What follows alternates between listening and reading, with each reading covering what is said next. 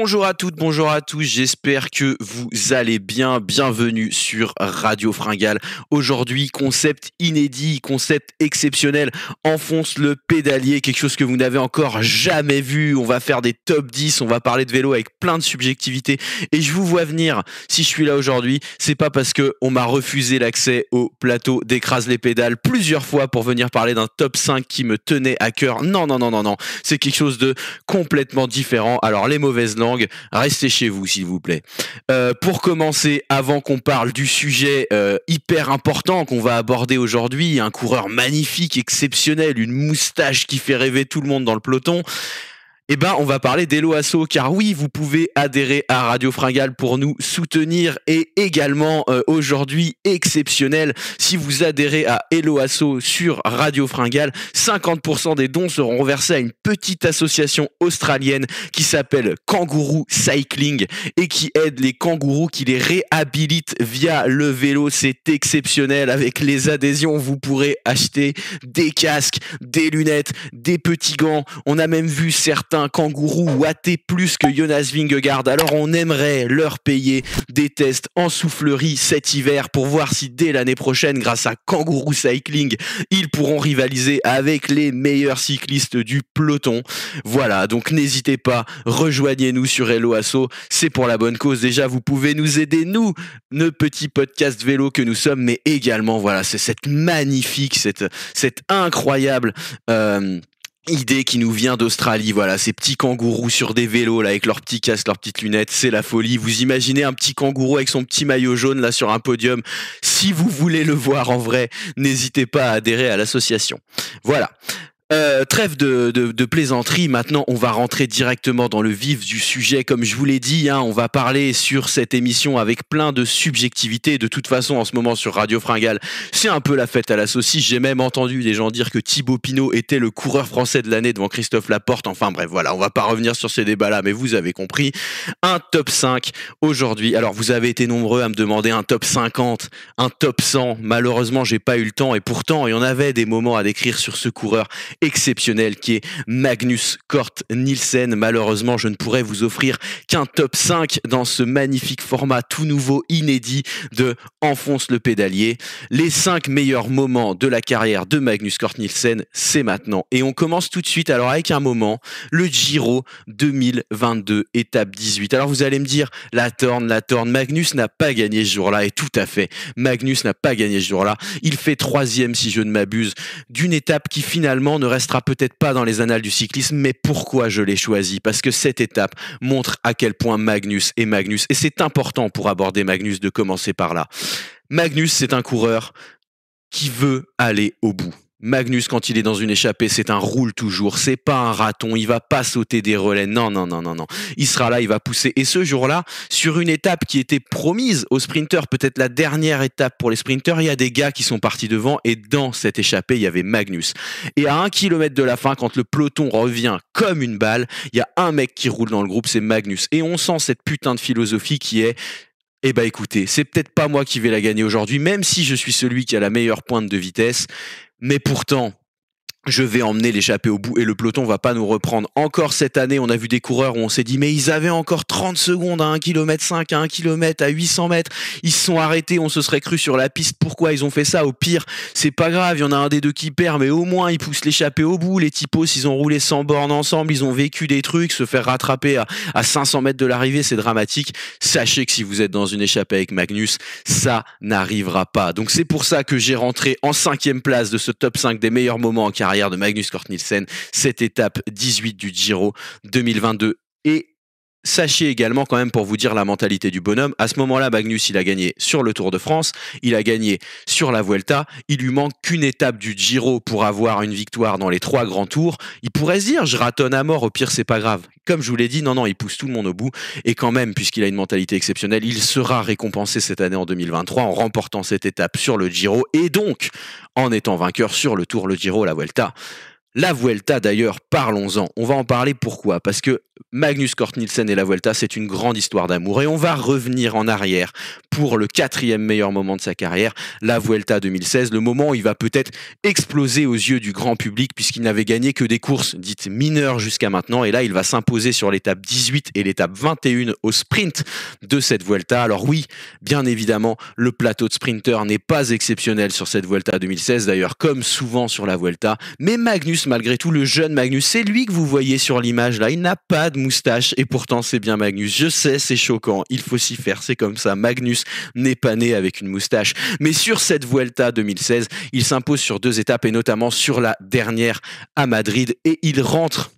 Déjà, il gagne ses premières victoires en grand tour et ensuite il va rentrer dans le paysage du cyclisme. À partir de maintenant, on va se dire, ce gars va compter. Donc, moment numéro 4, top 4 des 5 meilleurs moments de Magnus Cort Nielsen, la Vuelta 2016. On enchaîne tout de suite avec le top 3 et le top 3 pour moi, ce sera le Tour de France 2022 que je vais séparer en 2 parties. Comme je vous l'ai dit, j'aurais pu faire un top 50 mais par manque de temps, j'ai décidé de recoller des morceaux entre eux et donc on va faire un package Tour de France 2022. Le Tour de France 2022, pourquoi? Parce que le Tour de France partait du Danemark et on va voir Magnus faire un show exceptionnel, aller chercher les points du maillot à poids dans les premières côtes, dans les premières étapes, se taper des échappées de folie en solo pour aller récupérer ce maillot à poids, passer les côtes chez lui devant un public en délire. Vous voyez sur l'image, c'était vraiment une folie, c'était trop cool. Et voilà. Et encore une fois, bon, en 2016, il éclatait aux yeux des aficionados du cyclisme. Là, en 2022, ça va être le maillot à poids pendant un bon moment. Et forcément, on sait que le maillot à poids sur le Tour de France, bah ça a quand même une valeur, voilà, on connaît, on voit les gens avec leur petit maillot Leclerc sur le bord de la route. D'ailleurs, petit spoiler, j'enregistre cette émission avec mon maillot à poids Leclerc pour vous dire à quel point c'est important. On n'est pas payé par Leclerc, ce n'est pas un placement de produit. D'ailleurs, voilà, si jamais vous nous entendez et que vous voulez nous verser un petit chèque. Enfin non, bref, non, pardon, je m'égare. Je disais donc, Magnus Cort Nielsen, maillot à poids, un show de dingue dans les premières étapes qui a animé finalement des étapes qui n'étaient pas forcément les plus folles à regarder. Et puis bien évidemment, il y a cette victoire à Megève, cette victoire au sprint. Une arrivée que je vous conseille d'aller regarder parce qu'elle est quand même dantesque. Ça se joue d'un boyau sur une étape de montagne, dans une arrivée en côte. On a un sprint qui part un peu de loin, tout le monde présume un petit peu de ses forces, et celui qui se connaît le mieux, le vieux briscard, le baroudeur, celui qui sait à quel moment il peut aller gagner, et ben il est un peu décroché, puis il revient, et puis il se glisse entre les participants, puis il revient au tout dernier moment, et paf, il balance la roue, et là, Magnus s'impose à Megève pour sa 2e victoire sur le Tour de France, puisqu'il avait déjà gagné en 2018, mais celle-là, elle me semble tout particulièrement iconique. On sait en plus ce qui va se passer sur ce Tour de France 2022, le Danemark qui va être ultra sur le devant de la scène, et ce sera aussi grâce à Magnus et cette magnifique étape à Megève et ce magnifique début de tour avec ce maillot à poids. 2e moment iconique, on passe dans le top 2, c'est la Vuelta 2021. Je vous l'ai dit, Magnus, la Vuelta, c'est une histoire d'amour. En 2021, Magnus est juste stratosphérique. Il y a 3 victoires d'étape. Il y en a une qui est incroyable, c'est celle que je vais vous raconter. Il part dans une échappée, comme d'hab, c'est du baroud, on est à l'avant, tout ça. À la fin, il y a une côte de 2 bornes à 9% de moyenne, des passages à 12%. On sait qui est là, on sait qui est derrière dans le peloton, on sait qui a fait rouler ses hommes toute la journée, c'est Tonton Primoz. Tonton Primoz, 2 km, 9%, Vuelta, les fils se touchent, ça peut pas lui échapper. Il va partir dans la montée, il va rattraper Magnus et tout le monde est là, bon bah voilà, c'est finito pipo.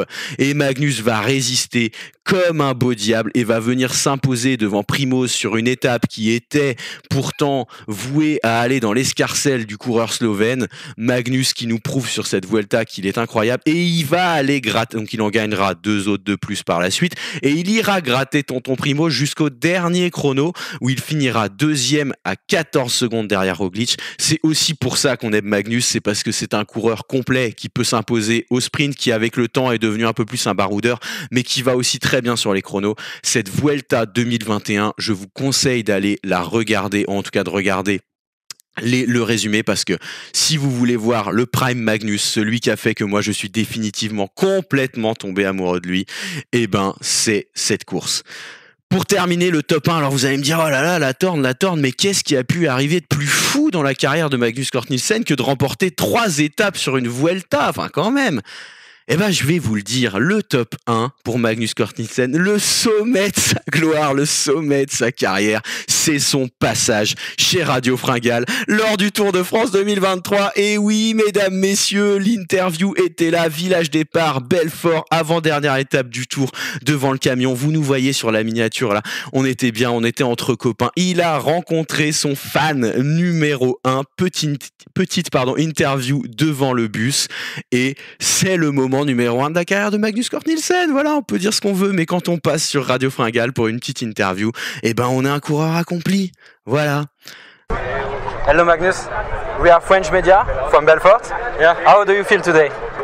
I feel the body. I think like every other person here, like all of us for sure feel it. But yeah, the weather is good now, and even though we haven't had much success, we're still enjoying every day here.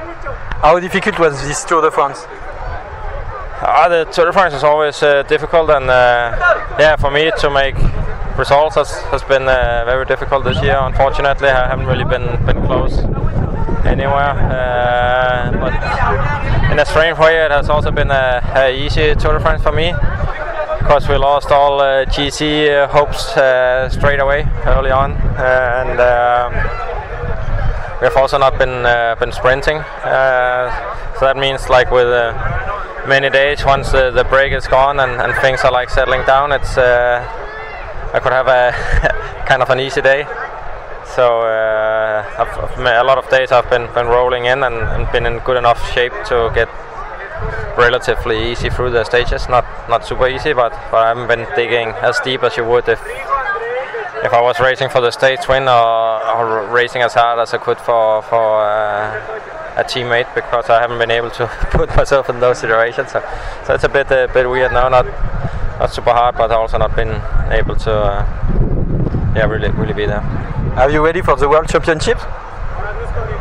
Oh, I think it will come. I think first I need to come home and relax for a week, and but I'll get there. I'm a really big fan of you, but if you arrive with Thibaut Pinot today, let him win, please. We are in France. Yeah, we see. I don't think that there's no gifts here at the tour. So, thank you. Thanks a lot, Magnus, and have a nice day. It's wonderful for us to have you today. Welcome.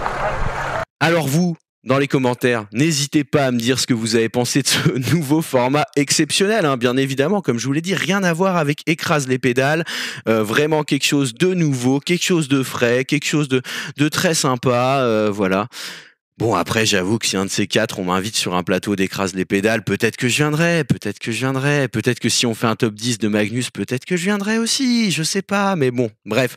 En tout cas, n'hésitez pas à me dire, vous, dans les commentaires, quels sont vos moments iconiques de Magnus Cort Nielsen. Également, n'hésitez pas à vous abonner à la chaîne si c'est pas encore fait, à laisser un petit like sur cette vidéo, et puis, bien évidemment, à adhérer à Radio Fringale si vous souhaitez nous soutenir, c'est hyper important pour nous, vous le savez, et surtout, n'oubliez pas les kangourous. Mesdames, messieurs, merci de nous avoir suivis. Bonne journée à vous. En attendant, prenez soin de vous et pensez à vous alimenter par ce temps hivernal, car on le sait, la fringale n'est jamais loin. La fringale guette. Bonne journée, mesdames, messieurs. Ciao, ciao. I'm telling you, you cannot stop Magnus. He's a crazy dancer. That is right. You cannot stop Magnus. He's a crazy dancer. Oh, I'm telling you, you cannot stop Magnus. He's a crazy dancer. That is right. You cannot stop Magnus. He's a crazy dancer.